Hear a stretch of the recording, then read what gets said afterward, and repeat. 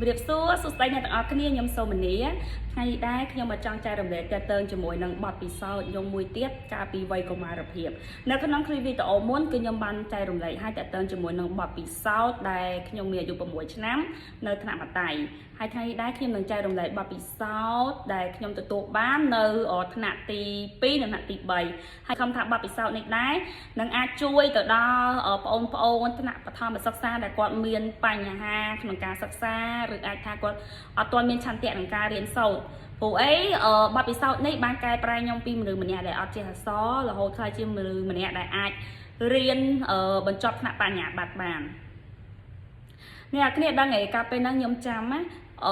ยมเห็นขณะตีปีชน้ำแต่ซานยมเถิดดกมาชน้ำ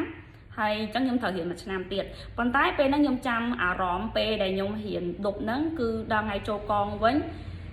pe nắng tập việc pe nắng đặt chuột nó cuộc ba nhom là láo ấy pe nắng mai nhom còn đục nhom chú hay quạt tùng lại nhóm nơ một có ao nhom cho bây giờ mà tao nó nơi bị một clown thuê xả lá hay quạt cò vơi tụi mặt đen vinh pe nắng này cái này rõm bao nhom á cứ nhom mặt trong ba châu xả lá nhom trong bọ hồi đen vinhผู้ไว้เนเปได้จมเฮียนเชิงเชียนโจสลามมวยจมเฮียนป้าเวงสลามมวยจมเฮียนคือยมนักเขาโยนขึ้นขมักเกยยมอ่ำมายมเนี่ยรำท่านยมขมักเกยยมขมักเกยเหมือนกันให้ไอ้กับยมเฮียนดูเกยอัดแจ้ให้ยมไปจุดคลาดเกยมือเงี้ยคลาดเซอร์ได้เห็นวิคนี้ให้เกยลางธนาเตอร์เกยมือเงี้ยยมเซอร์พอนได้ตำหนักตีมวยลางได้ปีมือเงี้ยยมผู้ไอ้ยมมาอยู่บองเกยให้ยมเห็นอัดปากกายเตียดปนต้ยมบ่จมเฮียนมวยเต้ยมนักเขินดาวไม้ยมนักเขินดาวบ่เห็นในกระดาษแต่เป็นไม้ยมไว้hay bảo giờ nhom bong ca sắc xa cho có máy nhom vay đó cho nhom thử thơ môi nè nhom bao chấm hiên mà chấm hiên tiết nhom tha ô tơ tại hiển sân bảy na bảy trăm hai trăm phẹp mai tam khối tai pe để nhom châu hiển á vía copy ở vậy để nhom cật pe để nhom châu hiển nó cứ nhom từ tụ ban sơ ôn men chỉ mật hiển thằng mình cái này tham mấy men phân tai kẹo mình mưa nghe nhom mì cứ pe nó cứ mà thủng thằng nhom tham mấy nó cứ coi lọ mình tên có mình mưa nghe nhom có mình vậy bị chơi ấy trong tầng thôi nhóm mẹ rõm tha nhóm tụi ban phiêu có cái đau bị quạt chân có nhóm có sầm rải chặt thay nhóm hiển nhóm bao ban ca sắc sai phụ ấy bữa sau nhóm bao ban ca sắc sai còn nhóm bật chôm hưởng tròn nhóm đang đặt haแต่mai nhóm bật ai chụp hiển này phụ ấy mai nhóm quạt tha quạt hiển là ban tròn này chân quạt trong là con và quạt miên chấm nát đăng đầm bay do chấm nát đăng nâng hồ lôi hồ ấy đầm bay ai xúa cùng ai nó thơ sẽ cầm ai nơi lụa cà phê cà bọc ai đôi quạt chẳng nhom đăng cho ba tha mà nhom chụp hiền rồi cả nhom hổ tật teo vay mai nhom công đập chu nhom màu đái cái bầm chân ở mai nhom vay này để sai mai nhom cá chứ hay quạt trong ai con anh chứ mình nè đài cho mình xiết tể mà tha này ở ban hiện cho mình xiết tới nhom dậy sầm đặc nhom á còn mình cho ngày con anh ở bọc ban ca sắc xa trao tể chẳng hai nhom có sầm đặc chơi riêng hay nhom có pe để nhom trôi hiện tới cứ nhom tụi ba rõm thay rõm môi tha nhom bên mặt phẹt vì copy ở đó là nhom hiển môn á bây giờ nhom hiển môn cứ hiển score nhom cái hiển lục đầu nhom cái hiển mương nhom tây chạy nhom hiển ở chạy tai bây giờ nhom tụi ban ở mặt phẹt mấy cứ ở rõm kho khné cứ ở rõm môi để kê ve thao ve tham nhom kê đo được hiệp ở cọ cái đau màu nhom trong nhom có bật to hiển mùi kề hay nhom chập tục than trẻ nhom sầm nang này pe nhom tự than nhom phẹt mấy là nhom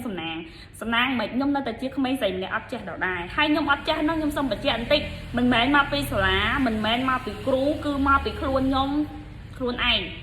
nhom khuôn anh bạch mà tìm môi cứ ai tha IQ nhom rồi cả xa thiệt đài thua bên phía bên chân con cô các bạn nhom vì loạt rụt mình tém hai bốc xăm chỉ môi nâng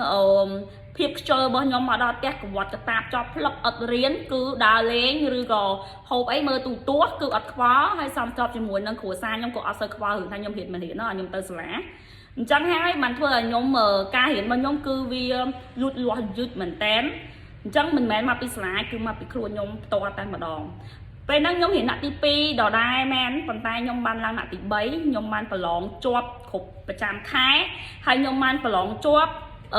cột chò mía mình mến đào xa nhom chla đào xa nhom che thẹn hạt đi pi nhom che hay mình mến này cứ đào xa tại nhom chụp mặt thẹn lỏ quạt che rồi ao nhom chùm lỏng tam nhom vậy ta cứ quạt chui nhom mỏ ao chong phật hạt đi pi nâng tay mà đòn á nhom bật cho con bật cho con đào mặt thẹn nhom chùm nón nâng mền con này để tật chật lỏ mùi nhom chay đồng lấy hay ăn mương như nhom tha nhom hiển thề ấyต่อไปให้ยมหลังหัดติใบยมจ้องแถบจำนวนสำคัญหัดติใบเนี่ยหัดติใบนั่นคือจุดถนัดมันถนัด ឆ្នាំថ្នាក់ទី3ហ្នឹងគឺជាឆ្នាំមួយដែលកែប្រែខ្ញុំពីក្មេងដែលអត់ចេះអក្សរអត់ចេះអានអត់ចេះលេខខ្លាយជាក្មេងម្នាក់ដែលអាចបន្តការសិក្សារហូតដល់ចប់បញ្ញាបត្រដល់សប្តាហ៍ថ្ងៃនេះខ្ញុំចាំច្បាស់កាលពេលហ្នឹងសាលាថ្នាក់ទី3ហ្នឹងដូចជាតុងគ្រូម្នាក់គាត់តុងបដូរចូលហើយអ្នកគ្រូហ្នឹងគាត់នៅកមុំហើយគាត់ស្អាតតែគាត់កាចបន្តិចតែគាត់ស្អាតសម្រាប់ខ្ញុំអ្នកគ្រូពេលហ្នឹងស្អាតខ្លាំងហើយអ្នកគ្រូហើយអ្នកគ្រូពេលហ្នឹងគឺចូលមកគឺអ្នកគ្រូហ្នឹងឯងជាអ្នកធ្វើឲ្យខ្ញុំមានឆន្ទៈក្នុងការផ្លាស់ប្ដូរខ្លួនឯងចង់ចេះចង់យល់ចង់ធ្វើឲ្យខ្លួនឯងខ្លាំងពេលហ្នឹងខ្ញុំចាំច្បាស់ថាពេលអ្នកគ្រូចូលមកភ្លាមចូលកងវិញអ្នកគ្រូបែងចែកថាមានសិស្សខ្លះអ្នកគ្រូឲ្យធ្វើប្រធានថ្នាក់អនុប្រធានសមាជិកប្រធានក្រុមរបស់អនុប្រធានក្រុមនិងសមាជិកហើយនៅក្នុងចំណោមហ្នឹងគឺមានខ្ញុំម្នាក់ដែលអ្នកគ្រូចាប់តាំងថាជាឲ្យធ្វើជាអនុប្រធានក្រុមរបស់ប្រចាំថ្ងៃសុក្រខ្ញុំចាំច្បាស់អ្នកគ្រូដោយសារតែអ្នកគ្រូចាប់តាំងខ្ញុំហ្នឹងខ្ញុំគិតថាអ្នកគ្រូឲ្យតម្លៃខ្ញុំខ្លាំងមែនតើពីក្មេងស្រីម្នាក់ដែលគេអត់ទទួលថាមានចំណេះដឹងពីក្មេងស្រីម្នាក់ដែលអត់មានចំណេះដឹងសោះប៉ុន្តែអ្នកគ្រូហ៊ានឲ្យខ្ញុំធ្វើអនុប្រធានក្រុមថ្នាក់ពេលហ្នឹងខ្ញុំគ្រាន់តែបានគឺលើខ្លួនឯងជាអនុប្រធានក្រុមថ្នាក់ភ្លាមខ្ញុំសប្បាយចិត្តខ្លាំងខ្ញុំបដិញ្ញាក្នុងចិត្តអត់ឲ្យអ្នកណាដឹងទេខ្ញុំបដិញ្ញាចិត្តថាខ្ញុំនឹងមិនធ្វើអ្នកគ្រូខុសបំណងទេខ្ញុំនឹងកែប្រែខ្លួនឯងពេលហ្នឹងមែនគឺខ្ញុំមកដល់ទេខ្ញុំសុំបងស្រីខ្ញុំពេលហ្នឹងបងស្រីខ្ញុំបងស្រីបងគេហ្នឹងគាត់ពើពោះកូនស្រីរបស់គាត់នៅក្នុងពោះហើយពេលហ្នឹងខ្ញុំប្រាប់បច្ចេកចាខ្ញុំចែងជួយបរៀនខ្ញុំតិចមកខ្ញុំវល់បងស្រីខ្ញុំណាចែងជួយបរៀនខ្ញុំតិចមកដោយសារអីបើចែងអត់បរៀនខ្ញុំទេខ្ញុំរៀនអត់ចេះទេខ្ញុំចង់ចេះខ្ញុំចង់អញមកចង់ឲ្យអ្នកគ្រូខ្ញុំគាត់ខកចិត្តមួយខ្ញុំទេហើយខ្ញុំថាពេលហ្នឹងចែងវាយខ្ញុំមិនវាយខ្ញុំអូខេនិយាយពេលសម័យហ្នឹងមានពីអូខេតែនិយាយថាចែងវាយខ្ញុំមិនវាយខ្ញុំព្រមពេលហ្នឹងចេះក៏សម្រាប់ចិត្តបរិញ្ញាខ្ញុំចេះសម្រាប់ចិត្តបរិញ្ញាខ្ញុំដូចជាបរិញ្ញាចន្លោះម៉ោង7ពេលចេះបរិញ្ញាខ្ញុំហ្នឹងចេះឲ្យមានកระดาษខៀនមួយឲ្យមានកระดาษខៀនមួយហើយចេះឲ្យមានដែកសហើយតមកទៀតចេះបរិញ្ញាខ្ញុំលេខខ្ញុំចាំច្បាស់ពេលហ្នឹងចេះបរិញ្ញាខ្ញុំមើលដំបងលេខគឺគាត់បរិញ្ញាលេខ1ដល់លេខ100លេខ100ដល់លេខ1000បន្ទាប់មកចេះបរិញ្ញាខ្ញុំលេខបូកលេខដកហើយចេះប្រាប់ខ្ញុំថាលេខហ្នឹងគឺយើងរៀនពីយើងបោកដកពីលើចុះក្រោមពីស្ដាំទៅឆ្វេងពេលហ្នឹងខ្ញុំចេះដោយសារចេះមែនមួយខែក្រោយខ្ញុំមើលឃើញខ្លួនឯងគឺខ្ញុំលូតលាស់ពេលហ្នឹងចេ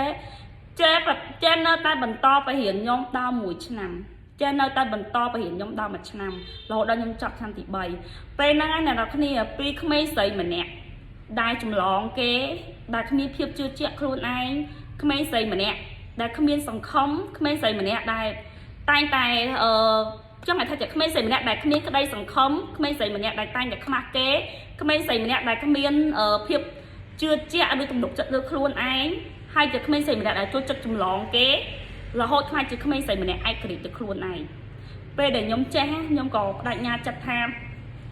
ខ្ញុំអត់ចម្លងគេទៀតទេមិនថាខ្មែរមិនថាកណិតមិនថាអ្វីទាំងអស់គឺខ្ញុំអត់ចម្លងគេទេបើខ្ញុំខុសគឺខុសខ្ញុំត្រូវគឺពេលដែលយើងចេះគឺយើងមានអារម្មណ៍ថាយើងមានមោទនភាពខ្លួនឯងបែបហ្នឹងខ្ញុំនិយាយមែនកាលពេលអ្នកទី3ហ្នឹងណាសំបីតាវេករបស់ខ្ញុំដែលខ្ញុំជាអនុប្រធានក្រុមខ្ញុំចាំច្បាស់ណាខ្ញុំប្រាប់ខ្លួនឯងថាខ្ញុំត្រូវតែមានទំនួលខុសត្រូវខ្ញុំមិនឲ្យអ្នកគ្រូខកបំណងទេតែរៀងរាល់ថ្ងៃរបស់ខ្ញុំថ្ងៃសុក្រគឺថ្នាក់ខ្ញុំស្អាតតែម្ដងខ្ញុំអត់ចង់ឲ្យវេងផ្សេងមកប្រៀបមួយខ្ញុំទេក្នុងថ្នាក់ខ្ញុំគ្នាគេបែងចែកវេងពីច័ន្ទដល់សៅរ៍អញ្ចឹងខ្ញុំអត់ឲ្យវេងផ្សេងមកប្រៀបមួយខ្ញុំទេហើយខ្ញុំអត់ខ្វល់សមាជិកក្រុមរបស់ខ្ញុំបោះមិនបោះទេគឺខ្ញុំបោះទាំងអស់តែម្ដងព្រោះខ្ញុំចង់ប្រាប់បង្ហាញអ្នកគ្រូថា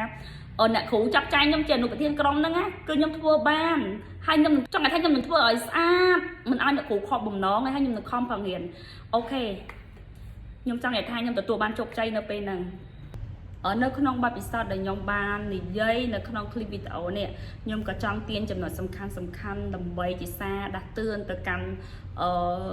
់អាណាព្យាបាលរបស់បងប្អូនដែលគាត់រៀននៅថ្នាក់បឋមសិក្សាដែររៀននៅសាលាគឺវាសំខាន់ខ្លាំងណាស់ដោយសារមានគ្រូជាអ្នកបង្ហាត់បង្រៀនបង្ហាញផ្លូវដល់កូនដល់បងប្អូនដល់សិស្សានុសិស្សប៉ុន្តែបន្ទាប់ពីសាលាគឺអាណាព្យាបាលហ្នឹងហើយភាពដូចនៅក្នុងវីដេអូនេះអញ្ចឹងខ្ញុំចង់បញ្ជាក់ថាដូចខ្ញុំអញ្ចឹងខ្ញុំការលូតលាស់នៃការសិក្សាគឺខ្ញុំយឺត IQ ខ្ញុំទាបហើយពេលទៅដល់ផ្ទះអាណាព្យាបាលខ្ញុំបងប្អូនខ្ញុំឪពុកម្ដាយខ្ញុំក៏រវល់រៀងខ្លួនក៏បានយកចិត្តទុកដាក់មួយខ្ញុំអញ្ចឹងទៅដល់ខ្ញុំក៏វត្តកតាបចោលខ្ញុំដើរលេងខ្ញុំមើលទូទួលសេរីអញ្ចឹងខ្ញុំអត់ដឹងពីអ្វីពីគោលដៅពិតច្បាស់លាស់ខ្ញុំអត់ដឹងពីអ្វីទៅជាអនាគតដោយសារខ្ញុំអត់បានទទួលការបង្ហាញ អត់មានបានទទួលការបង្រៀនឬបញ្ចូលច្បាស់លាស់អញ្ចឹងខ្ញុំសូមលើកថាក្នុងករណីបែបហ្នឹងនេះអាណាព្យាបាលបន្ទាប់ពីសាលាគឺអាណាព្យាបាលគួរតែយល់ខ្លួនឯងថាដើម្បីឲ្យកូនប្អូនឬក៏ចៅទទួលបានប្រសិទ្ធភាពនៃការរៀនកាន់តែល្អប្រសើរគឺផ្ដើមចេញពីអាណាព្យាបាលហ្នឹងហើយបន្ទាប់ពីសាលាគឺអាណាព្យាបាលត្រូវធ្វើមិនក៏ដោយឪពុកម្ដាយត្រូវធ្វើមិនក៏ដោយគឺត្រូវនៅចិត្តស្និទ្ធមួយកូនឲ្យបានច្រើនរវល់យ៉ាងណាក៏ដោយត្រូវឆ្លៀតពេលដើម្បីសួរនាំកូនពីការសិក្សាបញ្យល់កូនឬក៏ជជែកគ្នាមួយកូនដើម្បីឲ្យកូនស្ម័គ្រចិត្តនិយាយគ្រប់រឿងដែលមានជួបវិបត្តិឬក៏មានផលប៉ះពាល់ណាមួយដែលមកពីការសិក្សាមិនមែនមានន័យថាអង្គតែខ្លួនរកស៊ីខ្លួនរកលុយហើយកូនប្រឡែងចោលឯងដូចខ្ញុំនិយាយអញ្ចឹងក្មេងប្រៀបដូចជាกระดาษกระดาษសមួយអញ្ចឹងហើយកំណត់យល់ដឹងរបស់គាត់គឺអត់ខ្ពស់ទេគឺគាត់មានតិចតួចមែនតើអញ្ចឹងហើយយើងជាអាណាព្យាបាលនេះត្រូវព្យាយាមនិយាយរឿងអីដែលល្អបង្ហាញផ្លូវកូនពីសង្គមពីតម្លៃនៃការសិក្សានៅពេលធំឡើងតម្លៃសិក្សានឹងប្រើប្រាស់បែបណាទទួលបានប្រសិទ្ធភាពសួរនាំកូនធំឡើងចង់ធ្វើអីបង្ហាត់បង្រៀនកូនសួរនាំកូនថាតើចំណុចណាដែលកូនខ្វះខាតឬពិបាកខ្លាំងនៅកន្លែងនៅក្នុងអំឡុងពេលសិក្សាតើកូនមានបញ្ហាត្រូវឲ្យឪពុកម្ដាយឬក៏អាណាព្យាបាលត្រូវជួយដោះស្រាយទេមិនមានន័យថាមកដល់ទុកហីតែហីក្មេងទៅហើយតែហីគឺក្មេងទៅហើយព្រោះអីចង់និយាយថាក្មេងមិនអាចគាត់វ័យហ្នឹងគឺវ័យមួយដែលគាត់កំពុងតែសុបាយហើយវ័យមួយដែលគាត់កំពុងតែជក់ចិត្តជាមួយរឿងសាច់រឿងតុក្កតាឬក៏លេងហ្គេមអីហើយតែទាមទារការជំរុញចេញពីឪពុកម្ដាយដែលគាត់ព្យាយាមរកកលឹះផ្សេងបញ្យល់ប្រាប់កូនឲ្យយល់ពីដំណើរហើយខ្ញុំជឿជាក់ថាក្មេងនៅពេលដែលឪពុកម្ដាយនិយាយមកណែនាំស្ដាប់និយាយស្រួលមួយគាត់ឯមួយគាត់នឹងស្ដាប់ហើយគាត់នឹងព្យាយាមជាធម្មតាឪពុកម្ដាយក៏កាន់ស្និទ្ធមួយកូនក៏កាន់តែស្និទ្ធមួយឪពុកម្ដាយគាត់កាន់តែស្រឡាញ់ឪពុកម្ដាយមិនមែនមានន័យថានៅពេលដែលដឹងកូនរៀនអត់ចេះហើយប្រឡែងតាមឯងអត់ចេះអត់ទៅធំឡើងឯងចេះភាគរយតិចដែលក្មេងដែលថារៀនពីក្មេងអត់ចេះហើយធំឡើងគាត់ចេះហ៎ព្រោះអី basic មូលដ្ឋានគ្រឹះដំបូងគឺចាប់ពីក្មេងហ្នឹងហើយទី2នៅពេលដែលកូនខ្លួនឯងរៀនអត់ចេះឬក៏គ្នាអត់សូវឆ្លាតអីកុំចូលចិត្តប្របពាក្យស្ដីឲ្យគ្នាបន្ទោសគ្នាយើងត្រូវដឹងថាសម្បីយើងជាមនុស្សធំហ្នឹងយើងសឹងតែរៀនអីអត់ចូលហ្នឹងសឹងតែមិនចេះហ្នឹងយើងត្រូវការពេលវេលាចុះក្មេងគឺដូចគ្នាក្មេងត្រូវការទាំងពេលវេលាត្រូវការទាំងភាពកក់ក្ដៅត្រូវការទាំងការយកចិត្តទុកដាក់មួយទៀតតេតិនជាមួយនឹងការផ្ដល់ឱកាសចាប់យកឱកាសភាពដូចខ្ញុំអញ្ចឹងគឺខ្ញុំមិនប្រកាសតែក្មេងទាំងអស់គាត់ដឹងពីថានេះជាឱកាសដែលគួរយកទៅជំរុញខ្លួនឯងណាចាអាណាព្យាបាលគួរតែចេះបង្ហាញកូនណែនាំកូនប្រាប់កូននិយាយទៅយើងត្រូវប្រាប់កូនតិចរឿងឱកាសតិចរឿងកែប្រែខ្លួនដើម្បីឲ្យកូនមិនស៊ាំដើម្បីឲ្យកូនមិនស៊ាំដូចខ្ញុំអញ្ចឹងមិនប្រកាសថាគ្រប់ក្មេងទាំងអស់គាត់អាចដឹងថាអាចចំណុចហ្នឹងមួយគឺខ្ញុំអាចទាញយកជាឱកាសអភិវឌ្ឍខ្លួនឯងពីក្មេងម្នាក់អត់ចេះជួយជំរុញចិត្តឲ្យទៅជាក្មេងម្នាក់ដែលអាចខំប្រឹងរៀនបានណាបើសិនជាក្មេងទាំងអស់អាចអញ្ចឹងបានវាអត់មានអីរឿងពិបាកអីអញ្ចឹងអ្វីទាំងអស់គឺការចេញពីអាណាព្យាបាលដូចខ្ញុំនិយាយដដែលអញ្ចឹងព្យាយាមបញ្យល់គាត់អាណាព្យាបាលខ្លះ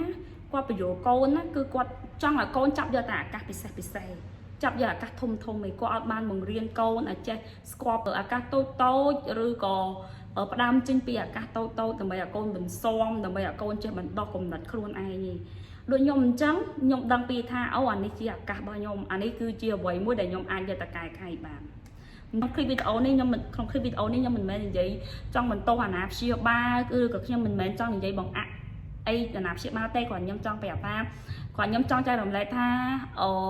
ប្រសិទ្ធភាពនៃការកូនរៀនពូកែ IQ វាជាចំណុចមួយសំខាន់ហើយតែគ្រប់ក្មេងទាំងអស់មិនប្រកាសតែមាន IQ ខ្ពស់ដែលថាដាក់ទៅដឹងតែយល់ដាក់ទៅដឹងតែចេះទេអញ្ចឹងនៅសាលាគឺជាកន្លែងមួយដែលបណ្ដោះចំណេះដឹងមួយដ៏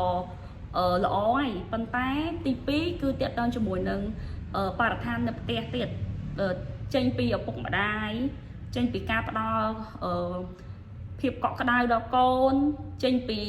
ការបង្កើតភាពស្និទ្ធស្នាលនិងស្វែងយល់ពីគោលកំណត់របស់កូនស្វែងយល់ពីភាពលំបាកភាពងាយស្រួលនិងអនាគតរបស់កូន